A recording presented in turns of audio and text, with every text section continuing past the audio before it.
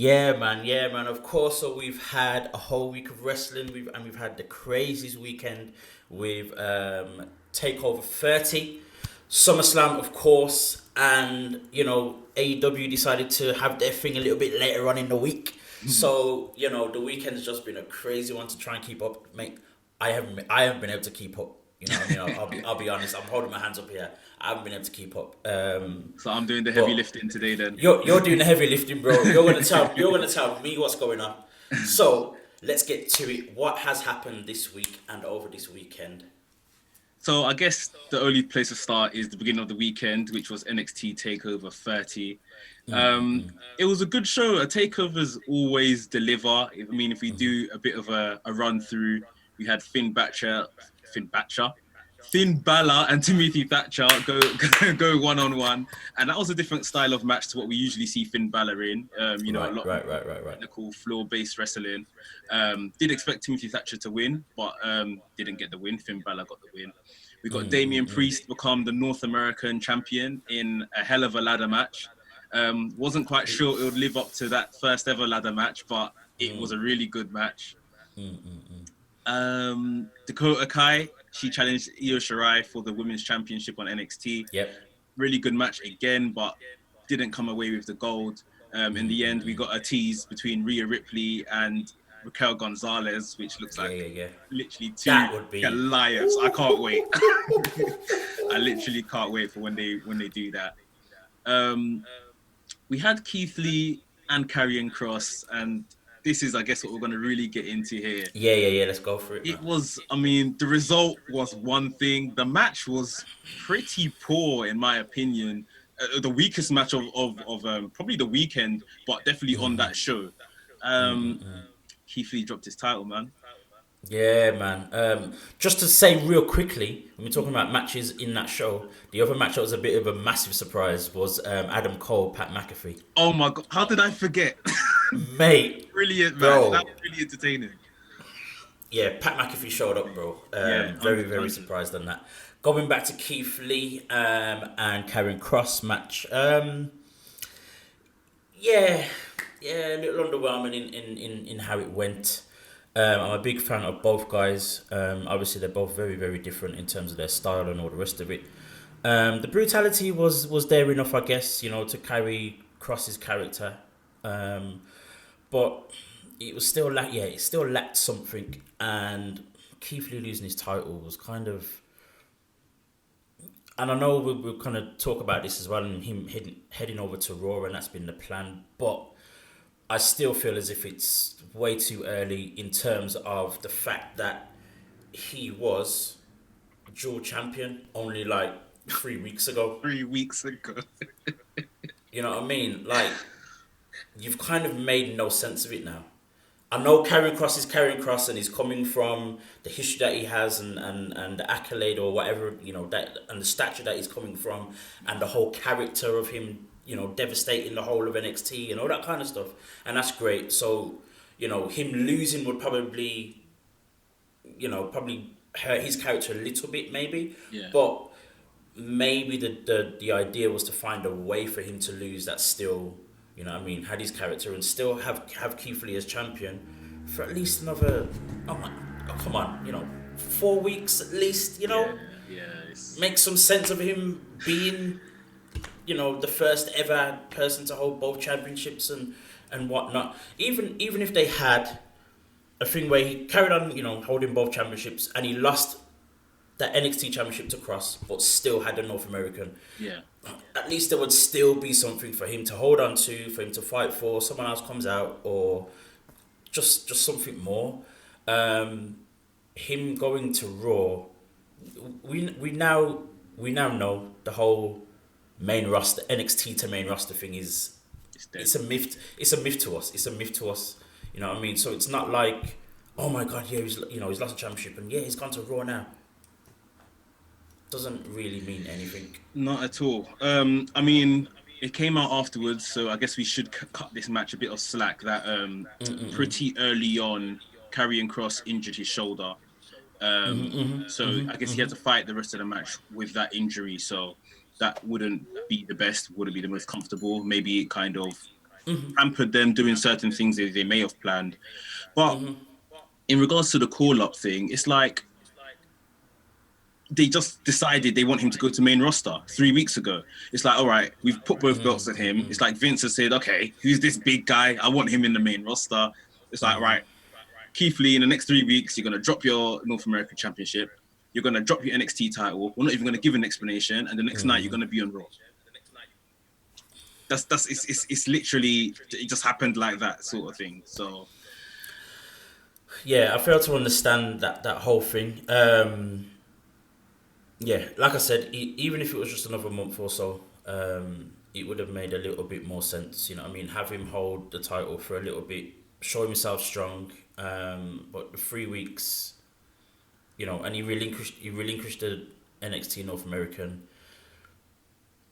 Yeah, it's just like, okay, we'll give it to him. I'm not liking this whole thing of giving someone a championship just so you can put it on their resume.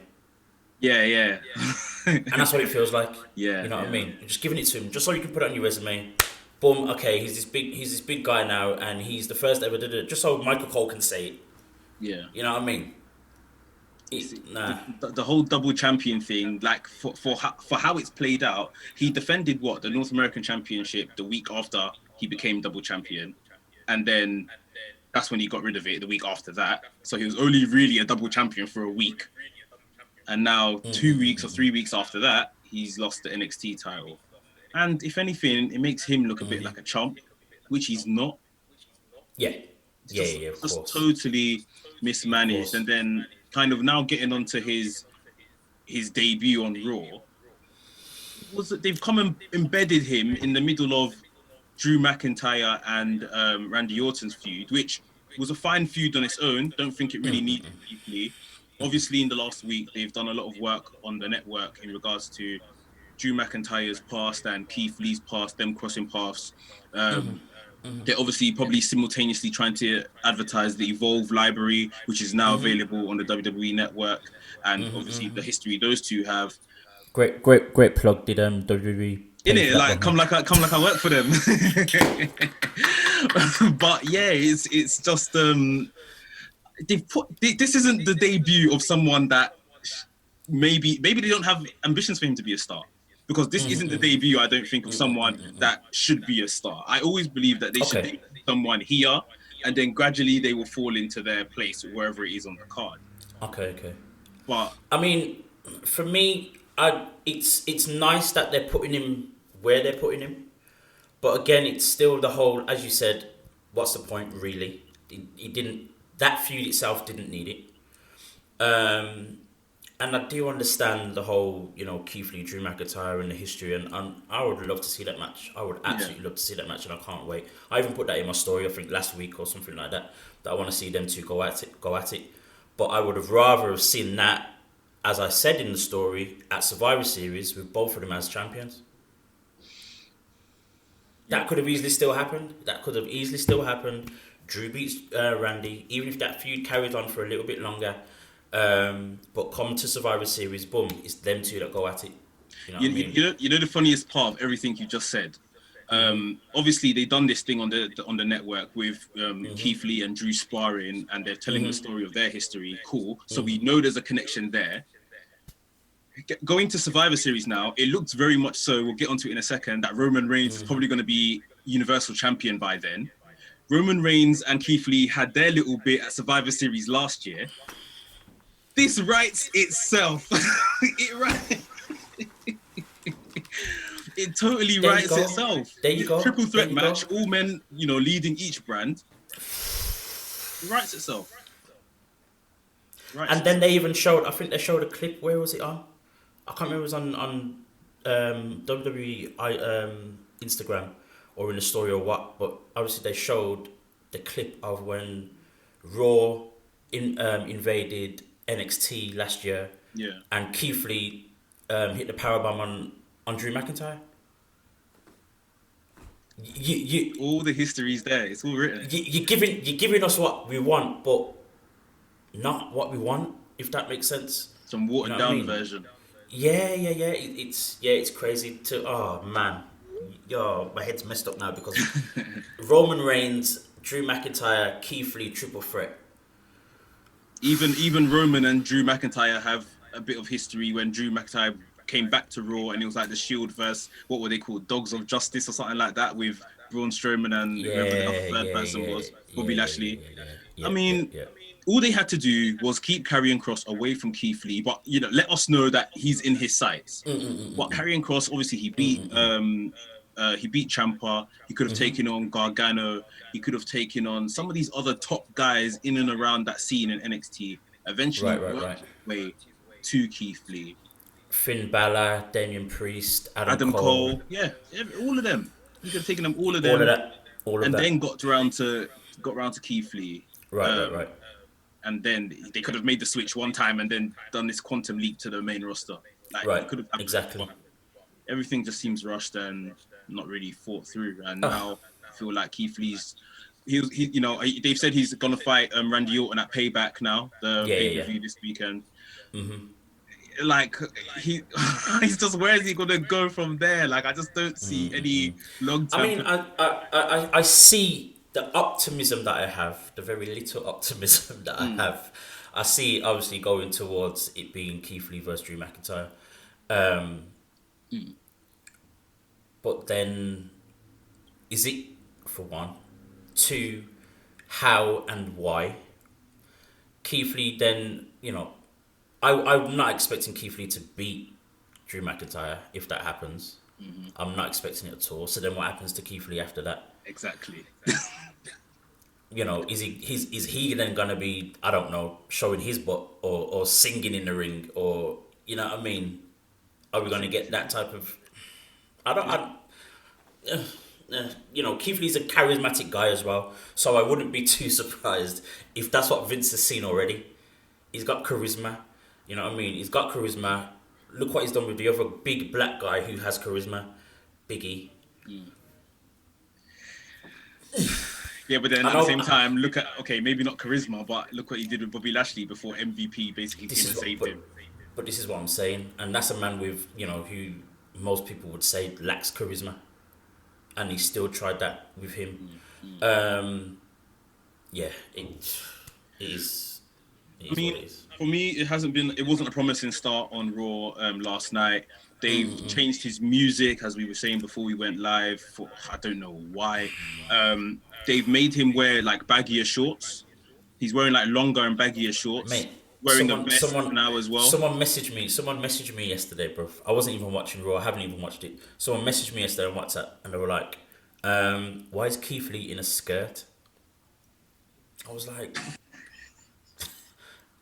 bro, I don't know.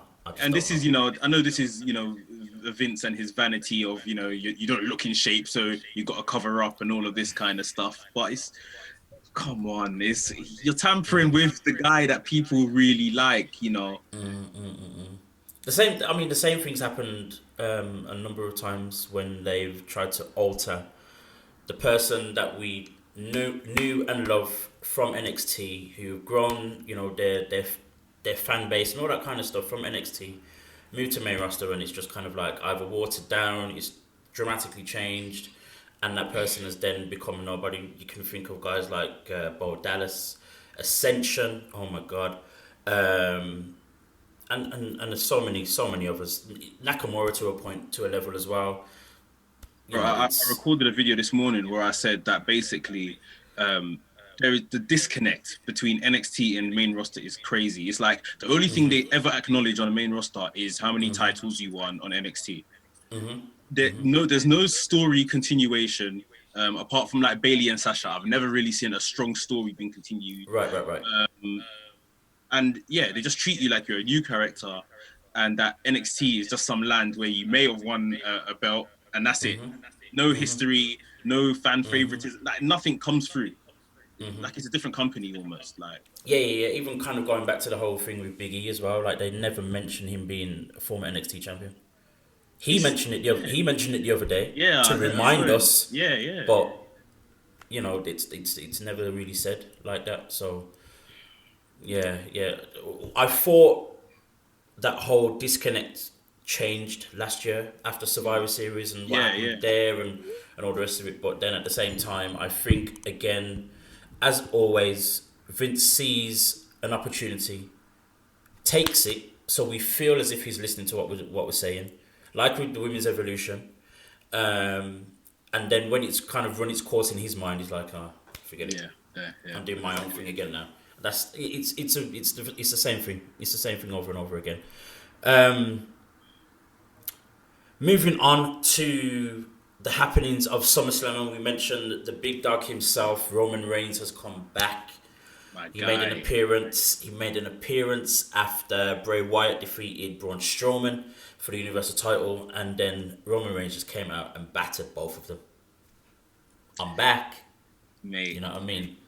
Real statement made, like, and I think we all expected the Fiend to win, but I didn't expect the Fiend to just become a victim straight after winning. Like, I mean, there's a part of me that I really do like the Fiend and everything Bray Wyatt is trying to do with that, and I feel like Roman is gonna squash. He's basically gonna kill his momentum. Like, no champion should be made to necessarily feel like that straight after winning it. But SmackDown are in desperate need of that star power back. Very, very much so. Very, very much so. AJ Styles has moved over, which has helped, but obviously he's kind of in mid-card with the IC title.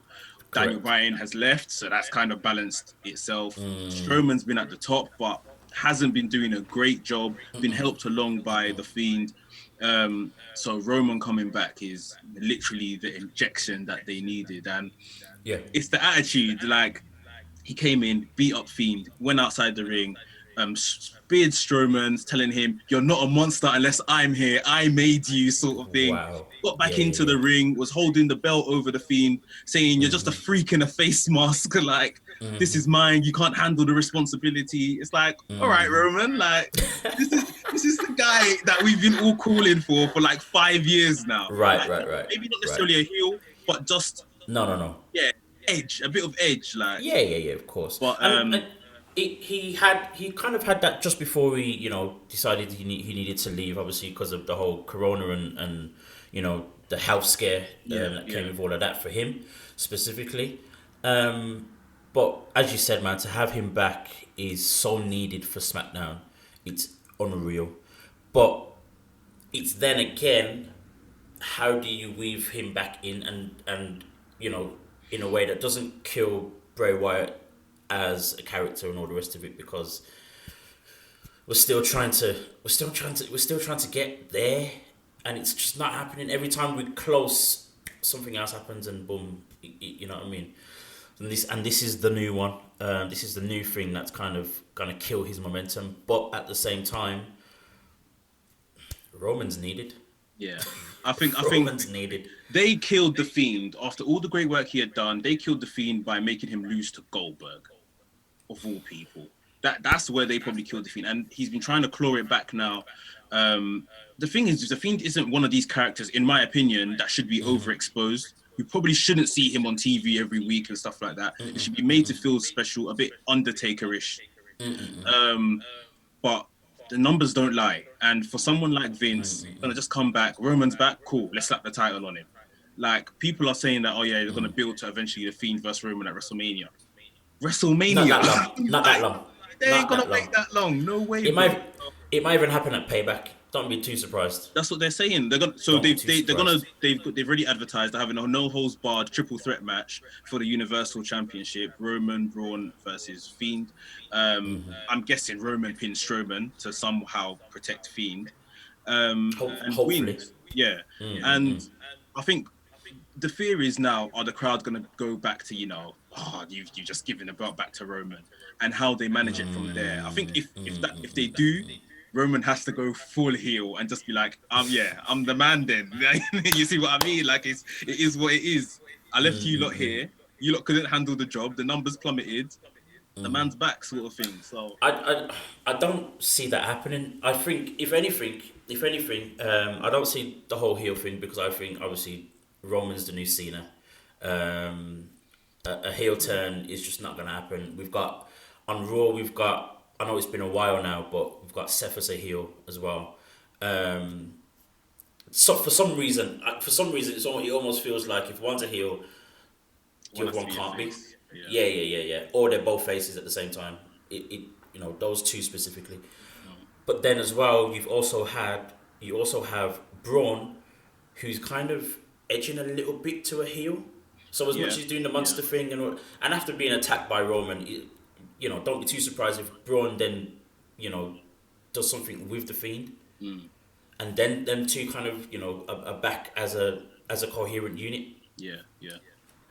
That could happen. And then Braun being the big strong heel character, because it's needed. Because I'm thinking with Roman back being the big face, we've got Bray, but then who's the other real heel that's going to challenge him? We're not having Baron Corbin again. You hope not. I hope not. As much as I like Baron Corbin, I have no real issue with Baron. We've done it, and that went on for way too long. Yeah. Already. So, it's interesting to see what happens with that. Not completely sure. I think definitely judging from SummerSlam, and I watched SummerSlam live, so for I don't often watch any of these live, but I got to kind of go on the timeline, Instagram, and the dark place called Twitter, and look at all of these simultaneous everyone's reactions, and everyone was happy to see Roman back. So it is going to be really interesting once he does get the title back, whether that's as soon as this weekend or maybe in a couple months or so. What is the general reaction going to be like then, sort of thing? Because if it comes at the expense of the Fiend this weekend, I can't see it being positive reaction. And it's not necessarily. It will start a bit of a riot, to be honest. Especially with it being the Fiend, especially with him just winning it back. It's that whole short term thing. Just wouldn't work. And for me, that's not necessarily a negative directly at Roman. But it's just not going to work, really, is it? I don't know. I kind of get to this place where I almost give up. I was about to say, what happens to the Fiend if he loses this weekend, either at the hands of whoever, Strowman or Roman?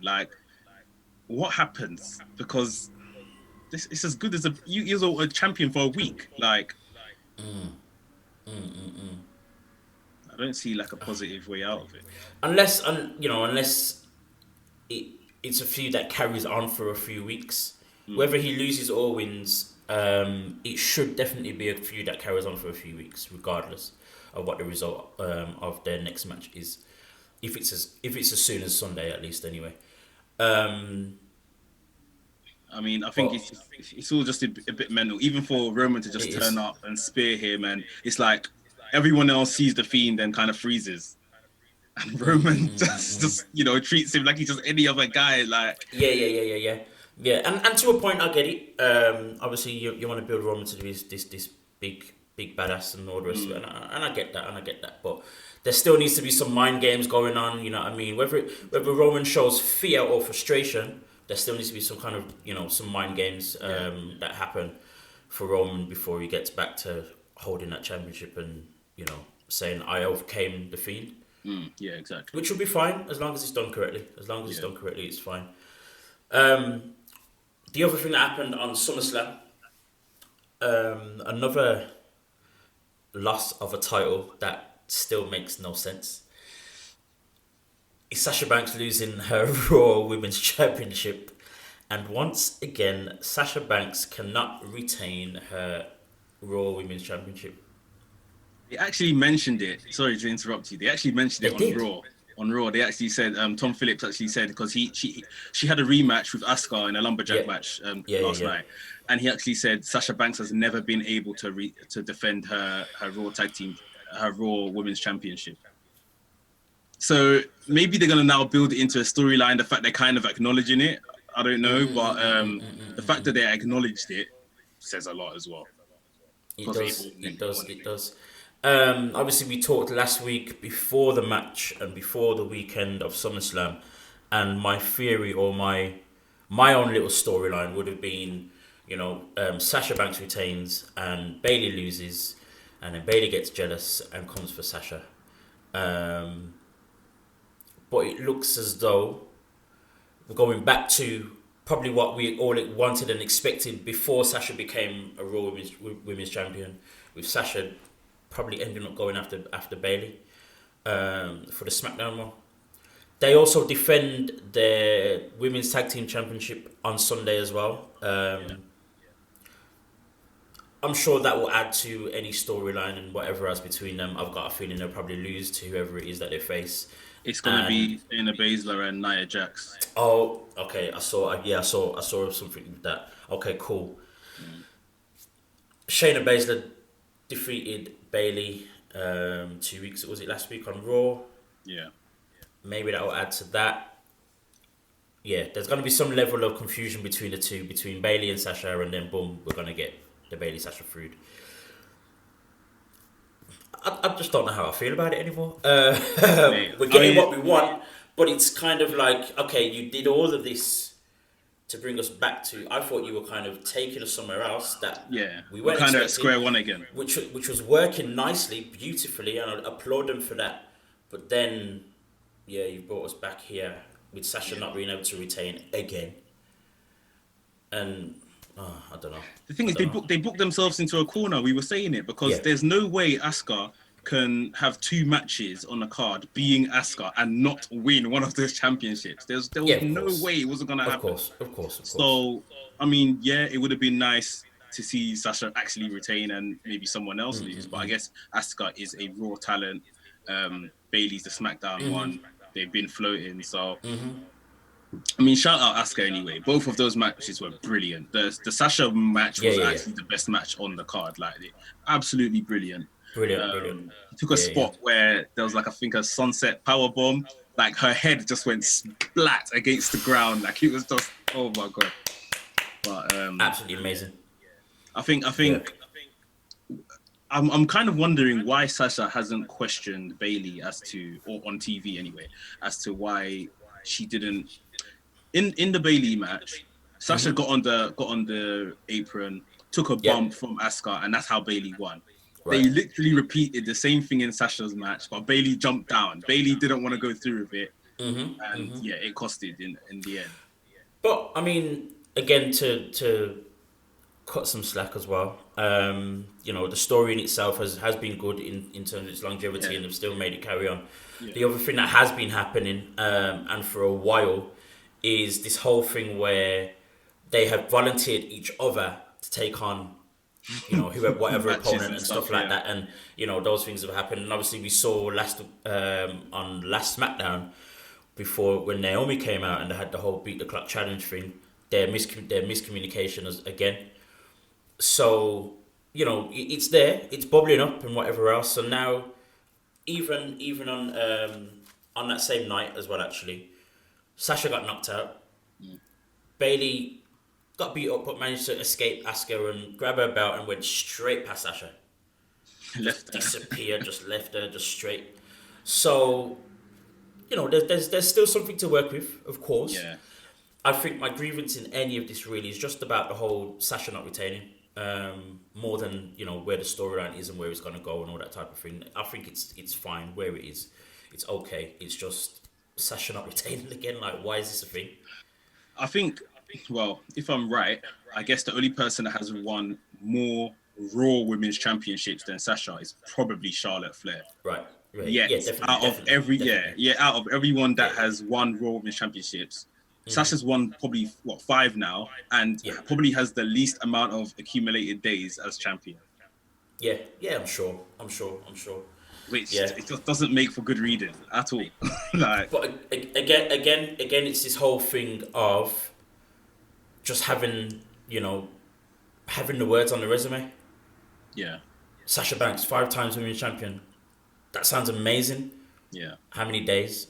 How many defenses? None at all. Oh, it now means nothing. And not even a memorable run. Like, to be honest, this is probably her most memorable run with it, because she had the tag team titles, but she lost it again after 2 weeks or so. So again, it's the double champion thing for almost next to no reason. When it happened, I was absolutely elated. It was amazing. It was kind of as we said before.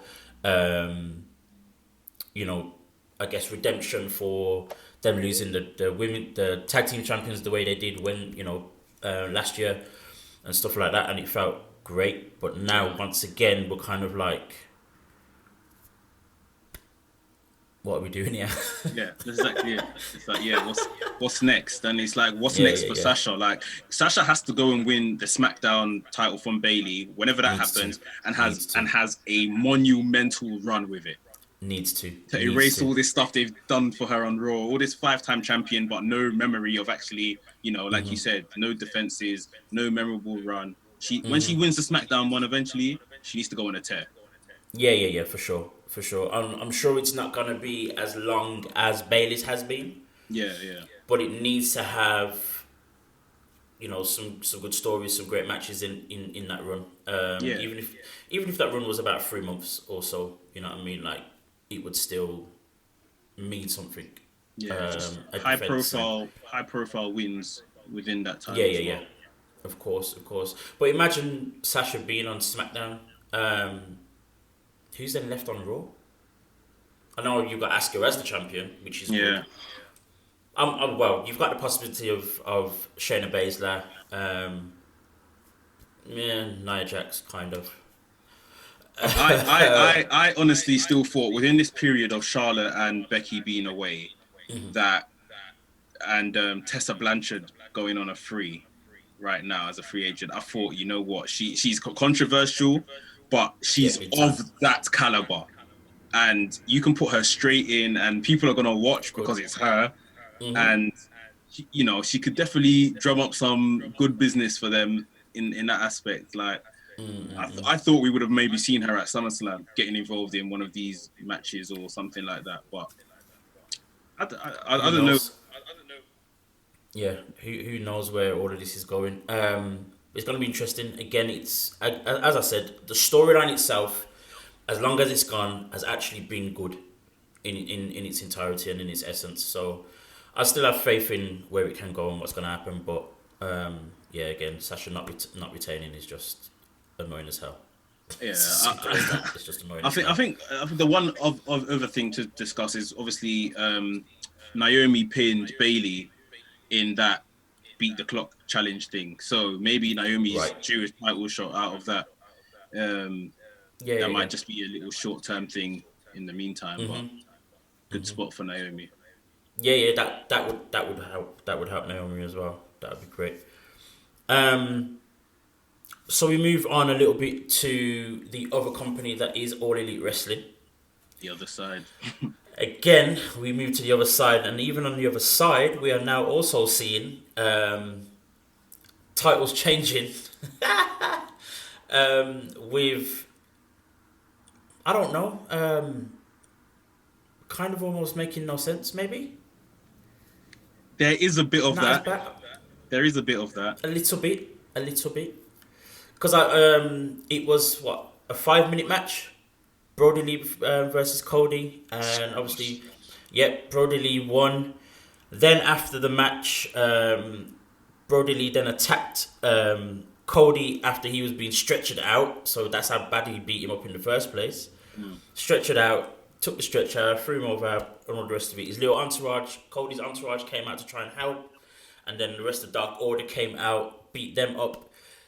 Then eventually Brandy comes out to try and cover up her husband, and then boom, they send Anna Jay, who's also part of Dark Order, to choke out Brandy.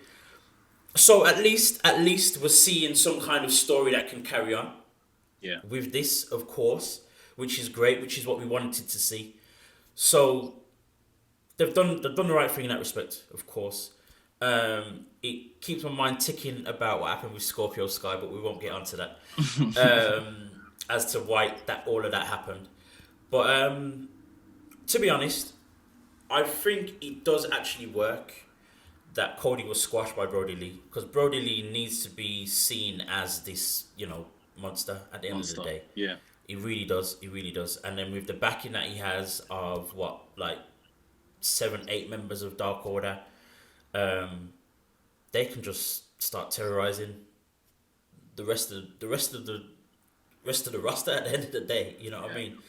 So What are your thoughts? How do you see it, or kind of either playing out, or how it's come about? Firstly, I'm happy for Brody Lee. I've been a Luke Harper fan, Brody Lee fan from early, so I'm happy that he's got this spot. He's leading this group. I think Dark Order probably needed this because they brought in Brody Lee as the Exalted One. There was a bit of hype around it for a couple of weeks. He then lost to John Moxley for the AEW title. They kind of died out a bit. So this is another kind of step forward. Cody's done a brilliant job kind of positioning this title, making it feel important and things like that. Yeah, for sure. So it's just a case of how are they going to step forward with the Dark Order? Like, are we going to see a real dominant reign here where Brody Lee is beating everybody, kind of how Cody was? I doubt it's going to be an open challenge. As being a heel, the heel wouldn't really be doing an open challenge every week. But one thing I picked up on was on commentary, they were selling the story, and they have been for a few weeks now, that Cody's very busy. He's an executive. He's running the company. He's defending his title every week. And I think maybe, especially in the match before, which is the Scorpio Sky match, maybe more of that should have played in the sense of Scorpio Sky should have probably come closer to beating Cody, since the following week Cody got squashed in the manner that he did. Right. They're telling the story that he's a bit tired and worn out. Maybe Scorpio Sky should have come a lot closer to pinning Cody, which would then go back to us, how we said Cody might have to do some other, dirty things to get the win to make sure he keeps his title, which then protects Scorpio Sky. Because, from you just saying, he's tired, he's getting worked, he's overworked, blah, blah, blah, and then he just gets squashed by Brody Lee. It's like, you've been telling us that story, but we haven't been seeing that play out. Sort of Right. So that's my only thing kind of against it. But, he's had a good run. I'm sure we're probably going to get the rematch for Brody Lee Cody at All Out. So I'm looking forward to what they do. And that will have to be some kind of stipulation match, I think. Just to give it something. Just to give it something more. Again, it's not a bad thing. Again, it's a feud. I've wanted definitely a feud with the TNT Championship. The whole open challenge thing got a bit repetitive, for sure. I think it's a great way for them to have done it. Making Brody Lee look great. I think the only other thing again is maybe shouldn't have been such a squash. It should have probably just been a really good match, to be honest. But building Brody Lee as this monster still works, so it's all good. One other thing I wanted to mention on Dynamite is actually not two things. Obviously, we saw the conclusion of the women's tag team tournament. Which was actually a really good match. I think it was a very, very good match. It's a very, very good thing that Brandy Rhodes didn't win, because there would have been riots on the streets, and Twitter would have gone crazy and all the rest of it. But it's amazing to see Ivelisse and Diamante get the accolade, and I want to see them to definitely signed by AEW. Let's make a big thing of it, and let's see them do something. I don't know what they're gonna do with this kind of women's tag team, whether they turn it into an actual division, whether they have a championship, or have championships. I don't know. But to see those two come through, especially Ivelisse, because I've seen Ivelisse progress through, WWE Tough Enough, and then she did the Lucha Underground thing, and she's one of the most respected on the indie scene and all the rest of it. So to see her, at that level, is great. She's easily women's championship material by far. Yeah, she looks it. Yeah, by far. Speaking of the women's championship, we had Thunder Rosa kind of turn up. I love Thunder Rosa. Nothing against her in the slightest. It's just the whole. We've got a whole women's division to build. That's my thing with it. And you're gonna bring in someone new. That's all we're saying about that. Going to the other thing that I wanted to talk about on AEW was Ricky Starks and Darby Allin. that storyline is playing out nicely. Yeah. Ricky Starks' promos are just The 10 out guy's of too 10. good. The Just guy's 10 too out of good. 10. 10 out of 10. Have you noticed how they play or they post his promos on their own? They don't do that with anyone else. Not even Chris Jericho. Not even Chris Jericho. You know what? He's forcing their hand like big time. Like he's definitely forcing their hand indirectly to the point where they're not gonna have a choice but to put him in a high profile position very soon. And I think him having a thing with Darby Allin is a perfect way to start that build. Yeah. He's not. He definitely doesn't seem like he's playing second fiddle to Brian Cage either. Yeah. And Because that's you how you almost had know. Brian Cage. You almost had Brian Cage doing his bidding for him. You know what I mean? So whether Ricky Starks is now pushed a little bit higher than him or they're on the same level is a very good thing for Starks for sure. Again, his promos, what happened with that, and Darby Allin versus Ricky Starks is definitely happening at All Out, and that's going to be the one match I'm going to want to see. That's going to be the one match I'm definitely going to want to see. So that's amazing to see that as well. I think I'm a bit torn in that match just because I feel like both men need that win, which is good for us going into it. Like it's not a predictable one, but Darby Allin's had a few high profile spots, positions, matches, and I can't really remember him coming away with any recent wins from them anyway. He faced Moxley for the title, didn't win. I think before that, his high-profile match was the Double or Nothing, where Brian Cage came out and injured him, so he didn't win. Yeah. So I think as much as Starks would really benefit from a win here, so would Darby Allin, really. They put on a good match anyway, and both men can get away. It wouldn't matter who loses. But I think it's like I say, it's good for us going into it that we can't just predict, this guy's going to win.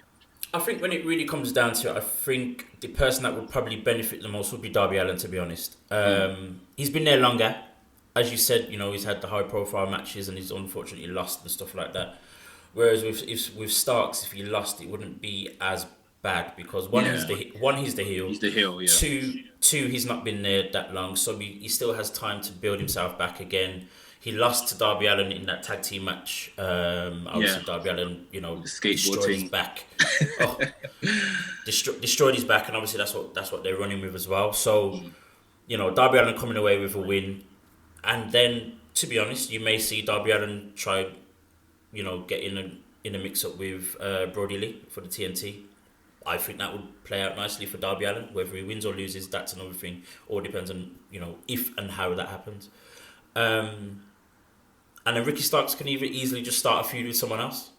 Yeah. You know what I mean? Come out and attack someone else or, or something like that. So Darby Allin should win, but the build up to it, the storyline, the way it's playing out, and with them being where they are on the card, it's real nice for both of them, I think. Yeah, definitely. Nicely for both of them. Both men are going to benefit greatly from it. Yeah, for sure. That's for sure. So we are running close to the end of our time. So I'm going to let you do your one first, as always. Give me your superstar of the week and why. So like I said earlier on in the show, my honorable mention goes to Asuka. She just 2 brilliant matches at SummerSlam. Went through a bit of hell with Sasha Banks in her match, particularly really good from those 2. But my star of the week is gonna be Roman Reigns. I just think like he is a star. Like there is no way that anyone can deny it. Like for someone that has divided opinions for so long within his career, I know everyone kind of started taking it a bit easier on him after the whole cancer thing and he came back. I think then people were just happy to see him back. And he was kind of doing a bit of nothing, if we're honest, in the mid-card, just staying away from the title. But like now, he looks like he's back. Like he means business. He probably has a bit to prove as well because, WWE done him a bit dirty over the whole, leaving us just before WrestleMania. And, he has to look after himself. And Yeah, I just think his statement on Sunday was loud and clear, and sure, something that united wrestling fans. And it's not often you see wrestling fans united at all. So yeah, no, I think definitely Roman takes it this week. Yeah, with Roman, I've always been a massive fan of Roman Reigns. Even before, the Shield and all the rest of it. The Roman Reigns of NXT, even before that, when he was Lee FCW. in FCW. Mate, I just saw this guy and I thought, he's going to be the guy, He's going to be that guy. He looks like the guy. Just looks it just straight away. Just looks it straight away. So to see him where he is now is perfect. I was kind of with most people when we had this whole thing of they were pushed him too hard and giving him too much, and I was kind of there, but it wasn't on him necessarily, but at the same time it still made me look at him like again, you know what I mean. But definitely post the leukemia scare and his comeback, he's just been undeniable. He's got the following now that he deserves. Not even needs, deserves. And with him coming back the way he did, such a massive surprise. No one expected it at all. There was no talk of it beforehand. There was no rumours. There was nothing. He literally just came out of nowhere. The other thing I was going to say is it's very interesting to see what actually happens, because of course we know that he was off from WWE because of the health risks and the fears and stuff like that. And as much as COVID in general, the whole thing has kind of died down a little, and places are being opened up, blah blah blah. It's still about, is there still that scare? Are they taking certain precautions? WWE obviously were not. It's been heavily reported. Yeah. So yeah, I'm sure they're now doing certain things much better in that respect. But to see Roman Reigns, and as we said earlier on in the show today as well, like SmackDown needs it. SmackDown needs it desperately. 100%. So that's amazing. To move on to my one, I have an honourable mention this week, and it's going to be Eva Lise, who I earlier mentioned, for the exact same reasons that I said. Her and Diamante won the women's tag team tournament cup in AEW, and again, I've just always wanted to see her, just back on TV on a main show, and getting kind of the respect and stuff that she deserves. My superstar of the week, I've been fighting with this like literally all day, even up until like 5 minutes ago. Literally 5 minutes ago. But I'm going to go with Apollo Crews. I just feel he's been doing what he needs to be doing. Yes, he was, disappeared for a few weeks, and we kind of know why, even though it was, a knee injury. Yeah. But I think just to see him, continuously doing his thing with the United States Championship, the feud with the Hurt Business, with MVP specifically, and then now we're getting Apollo Crews against Bobby Lashley. Is it at Payback? Payback, yeah. I don't know whether he retains or not. I think that's going to be a great match regardless. As I mentioned last week, I'm absolutely, in awe of Bobby Lashley at the moment as well, with what he's doing, where he's at, the attitude and stuff, and the energy that he's working with at the moment. So to see them two go at it is going to be great. I'd actually love to see Bobby Lashley win, if I'm completely honest. But at the same time, just so he has a championship. But at the same time, I would rather him be up there, fighting for the... Yeah, definitely rather see him up there. But if it's to put a championship on him, to then further validate him to be pushed up again, let's go. But going back to the superstar of the week, Apollo Crews, I think he's just been doing great stuff. Back to a place where we should have been a while ago. Long time ago, yeah. He's showing a bit of aggression as well in the way he is, and a bit more charisma, a bit more character, and he's just progressed nicely, and he's actually made that United States Championship mean something, to be honest. So yeah, with the help of MVP, who's doing the Lord's work, as I say every single week. But yeah, he's doing a great job, and I think what I'm enjoying about the character we're getting from him is it's quite cheeky. Like, he knows he's good, And it's not arrogance. It's not like overconfidence. It's just a really cheeky, like it's almost like childlike, the kind of behavior that he does here and there, and then laughs about it. This big chest laugh that he's got coming out right now. Last week on Raw, he had an arm wrestle competition with Bobby Lashley, and right before the competition started, he stepped on Bobby Lashley's foot. Bobby Lashley's like, and then he, beat him. Like it's just these little kind of things which I don't think we don't see often anyway from characters.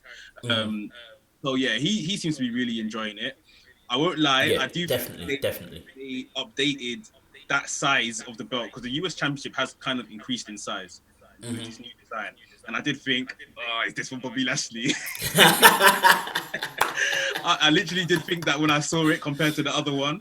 Like you said, if it makes Bobby Lashley then, be a real force and then he can go on to the world title eventually, then I'm for it.